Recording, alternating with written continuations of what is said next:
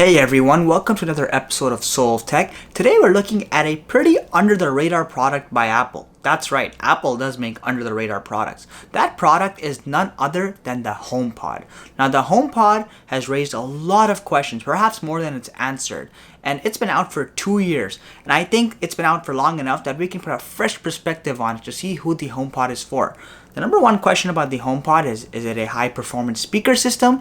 Is it a smart assistant like Google Home, for example? Is it a bit of both? Is it its own separate category of product? And you know what? Those are all legitimate questions, and there's no easy answer, but we are going to have a look to see exactly who the HomePod is intended for and what it's capable of in 2020. Let's find out.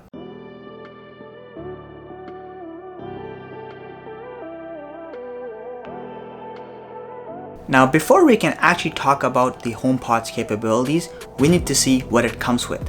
So when you order the HomePod from Apple, or when you go pick it up from the Apple Store or any other place, the first thing you'll see is the minimalist packaging it comes in. It's literally just a little bit bigger than the actual HomePod itself. It's a rectangular shaped box, it says HomePod on it, and it has a black and white drawing of the HomePod, and of course you have the Apple logo.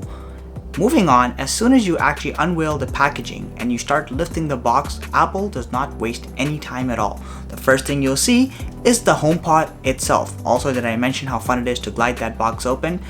When you see the HomePod itself, this particular version is in space gray. That's the one I got. It also comes in a white configuration, which looks pretty nice too, but the space gray one in my opinion does better against dirt and long time wear and tear. Now, when you have a look at the HomePod, you'll notice it's a pretty heavy device. Honestly, it could probably hurt someone if you threw it at them. I don't know why you do that, but just put that out there. Also, when you move on, you'll notice that the HomePod has a braided power cable. So it plugs into an outlet, it's not a USB powered device, and that tells you a lot about just how powerful this device must be if it requires a full electric connection. It's also worth noting that connecting the HomePods for the first time to an iOS device is nearly seamless. As soon as you turn on the HomePods for the very first time and your iPhone comes close to it, right away you'll get a prompt on your iPhone saying HomePods detected, and you'll get a setup button. You press the setup button, it takes you straight to the Home app, and that's it. You're in, you're done. There's no additional process required. Now, I mentioned earlier that the HomePod is a high performance speaker first and a digital assistant second. And what I meant by that is the specifications of the HomePod. This thing is an absolute beast. For beginners, it has a dedicated woofer, which has a displacement of up to 20 millimeters. This produces nice, deep bass, and you can definitely hear it no matter where you are in the room.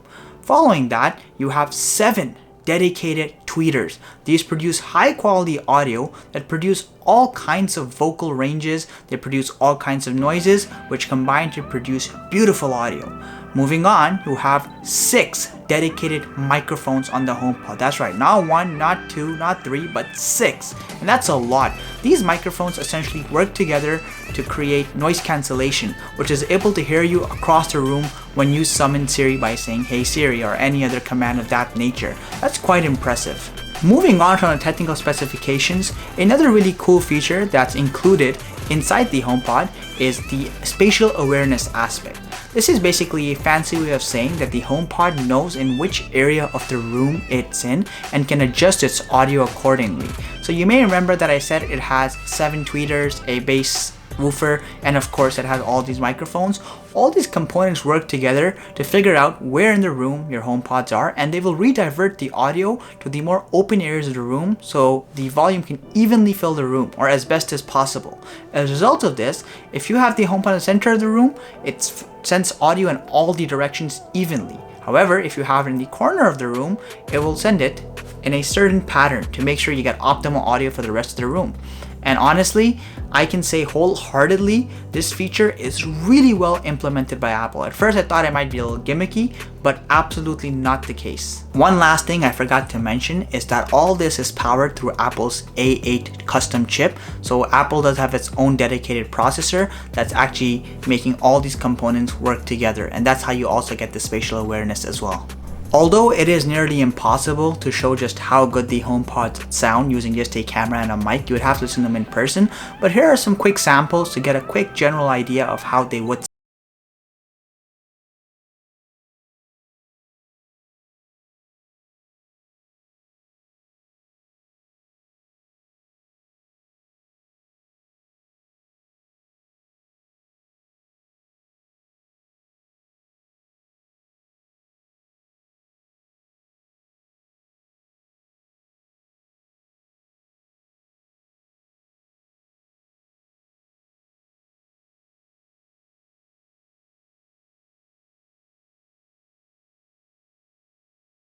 In terms of usage, I think it's pretty obvious the HomePod is designed specifically for Apple products.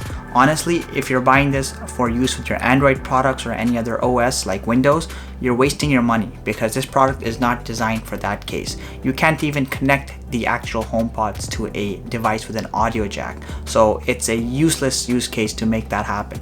But with that being said, if you do own an Apple product, connecting to the HomePod is a nearly seamless experience as you'd expect. You can hand off anything. So if you're listening to a song on your iPhone, simply tapping on the HomePod's top layer will actually transfer the song over to the HomePod. Furthermore, HomePod supports AirPlay too, so any devices that are compatible will connect instantly, and there's very little delay between transferring of the song from the said device to the HomePods. This is pretty good, and more devices are now supporting AirPlay 2, so I think HomePods definitely has more potential, and as the months and years go on, HomePod will improve its syncing experience and compatibility with other devices. Let's move on to the not so interesting part of the HomePods, Siri. Now look, I'm not saying Siri is a bad assistant. I'm just saying it's nowhere near Google level or even Amazon's Alexa level. It lacks a lot of key integrations that you would find on the competition. With that being said, Siri on the HomePod gets progressively dumber. What I mean by that is that unlike Google Home, for example, Siri on the HomePod can't even pull up facts unless or otherwise your iPhone is nearby, because it still relies on the iPhone to retrieve data. It can't do that on its own. Furthermore, Siri is very limited as to what it can do on the HomePod in general. It can play music, however, it can only play music from the Apple Music application. If you have a Spotify account or a YouTube Music account, good luck, because you can't ask Siri on the HomePod to play music from Spotify. I am hoping this integration comes in through future updates, but as of right now, it's just not possible. Now, Siri does still have some useful application on the HomePods. For example, it can actually take calls on behalf of your iPhone. It can answer those calls. You can talk directly to your HomePods. And by the way, the microphones on the HomePod are, once again, amazing. If you're far away from your room, the person on the phone can hear you perfectly fine, and they wouldn't even know you're actually on the other side of the room. That's how good the mics are on the HomePod. Obviously, they sound super clear. Their voice sounds nice because of the super speaker that you have that you're talking to them with, but you have that kind of functionality available. Additionally, you can also ask Siri to provide other basic functions, such as the ability to set timers or alarms or ask for conversions on the fly.